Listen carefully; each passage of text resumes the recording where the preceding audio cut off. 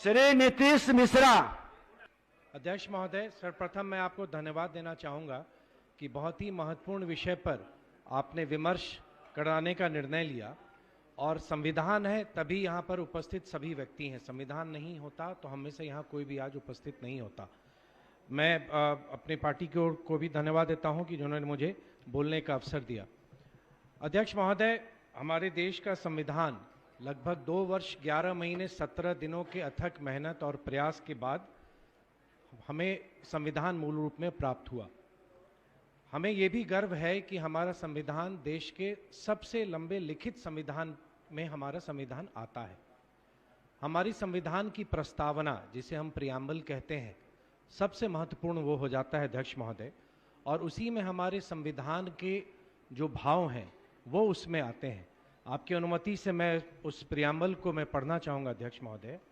We the people of India having solemnly resolved to constitute India into a sovereign socialist secular democratic republic and to secure to all its citizens justice, social, economic and political, liberty of thought expression, belief, faith and worship, equality of status and of opportunity, and to promote among them all fraternity, assuring the dignity of the individual and the unity and integrity of the nation.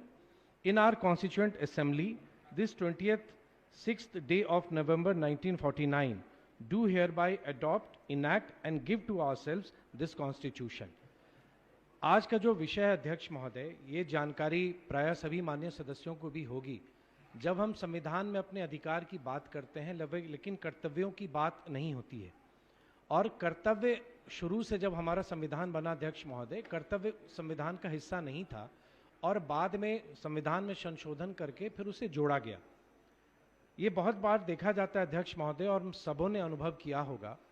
हम लोग अक्सर अपने अधिकारों की बात करते हैं, लेकिन जब हम अपने अधिकार की बात करते हैं तो हम अपने दायित्व को, या जो हमारी जवाबदेही है, जो हमारी रिस्पॉन्सिबिलिटी है, उसकी चर्चा हम नहीं करते हैं।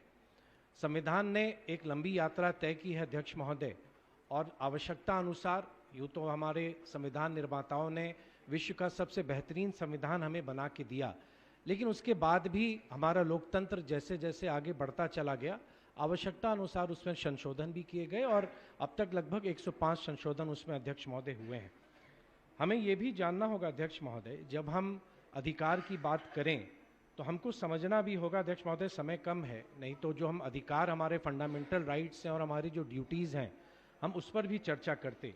लेकिन एक सबसे बड़ी बात अध्यक्ष महोदय, मेरे ध्यान में ये बात अक्सर आती है और मुझको लगता है कि अगर हम अमेरिकी राष्ट्रपति जब जॉन एफ कैनेडी थे, उन्होंने जो बात कही, अगर उस बात को अगर हम पुनः यहाँ पर अगर हम याद करें, उन्होंने 1961 में कहा था कि ask not what your country can do for you, ask what you can do for your country.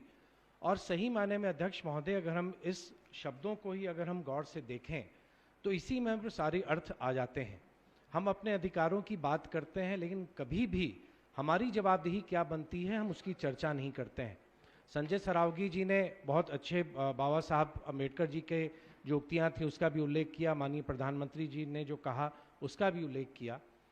मेरी समझ में यह आता है अध्यक्ष महोदय कि अब समय आ गया है, एक लंबी यात्रा हम लोगों ने तय की है, 75वें वर्ष हम मना रहे हैं हम आज़ादी के। अभी भी आपके द्वारा एक अच्छा प्रयास प्रारंभ हुआ जब आपने एक तरह से ये युवा सांसद कार्यक्रम अध्यक्ष महोदय, और मुझको लगता है शायद आज आवश्यकता उसी बात की है। और मुझको याद है अध्यक्ष महोदय, माननीय प्रधानमंत्री जी की मन की बात 31 दिसंबर 2017 के अंक में उन्होंने ये कहा था कि आज आवश्यकता है कि क्या हम हर एक जिले में यूथ पार्लियामेंट का ऑर्गेनाइज हम कर सकते हैं क्या। और उसके पीछे उनकी सोच यही थी अध्यक्ष महोदय कि हम आज अपने बच्चों को, अपने युवा पीढ़ी को संविधान में जो हमारे अधिकार हमें प्राप्त हैं, साथ ही जो दायित्व हमारे हैं, हम उनको भी हम समझें।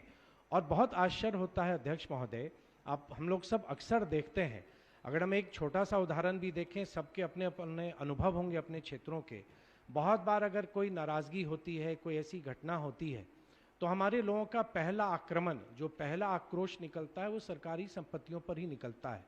और कहीं ना कहीं जब हम अपनी जवाबदेहियों पर, हम अपनी रिस्पॉन्सिबिलिटी हम देखेंगे, जब हमारे 6 अधिकार हमें प्राप्त हैं और 11 हमारी रिस्पॉन्सिबिलिटी हमारी तय है, उसमें वो भी आती है कि हम सरकारी संपत्तियों की हम रक्षा करें, उसको हम प्रोटेक्ट करें।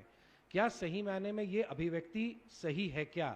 क्या हम अपने सरकार के द्वारा किए जा रहे कार्यों को, नाराजगी स्वाभाविक है, लोकतंत्र है, और यही एक लोकतंत्र की खूबसूरती है हमारे देश की कि हमारे यहाँ अभिव्यक्ति की आज़ादी है कि कोई भी व्यक्ति अपनी बातों को, अपने विचारों को वो खुले मन से वो रख सकता है। लेकिन क्या हम उस बात को उस हद तक समझ के अपने दायरे में रख के ही बातों को रखते हैं, या वो जो एक कह सकते हैं कि एक लक्ष्मण रेखा है, हम उसको भी पार कर जाते हैं क्या? और अक्सर ये देखा जाता है, 2 घटना मुझे अध्यक्ष महोदय ध्यान आ रहा है कि एक, जब हमारे क्षेत्र में कोई घटना होती है, कोई अस्पताल को तोड़ने लगते हैं, कोई थाने को जलाने लगते हैं, इन तरह की घटनाओं से हमें बचना चाहिए। और एक अभियान अध्यक्ष महोदय आपने जो प्रारंभ किया है युवाओं को, बच्चों को अपने संविधान के बारे में जानकारी के लिए, और हम धन्यवाद देंगे कि आज बहुत बड़ी चीज़ आपके द्वारा हम लोग को आज प्राप्त हो रही है, हम पूरे सदन की ओर से आपको धन्यवाद देंगे अध्यक्ष महोदय। और हम इतना ज़रूर आशा करेंगे कि आने वाले समय में हमारे देश की युवा पीढ़ी ना सिर्फ अपने राइट्स के बारे में बल्कि अपने ड्यूटीज़ के बारे में भी उसी ढंग से बात करेंगे। और जब हम अपने अधिकार की बात करते हैं, उस समय हम अपने जहन में, अपने अंदर आत्मा में ये भी जरूर झांक के देखेंगे कि हमारे कर्तव्य क्या है। आपने हमें बोलने का अवसर दिया अध्यक्ष महोदय। अंत में सिर्फ इतनी ही बात कह के मैं अपनी बात को समाप्त करूंगा कि सर्वे भवन्तु सुखिना, सर्वे सन्तु निरामया। बहुत बहुत धन्यवाद अध्यक्ष महोदय। चलिए, बहुत TSA लैब न्यूज से मैं हूँ आपके साथ संपादक अशोक कुमार झा। फिर मिलेंगे आपसे बेहतरीन और ताजा खबरों के साथ।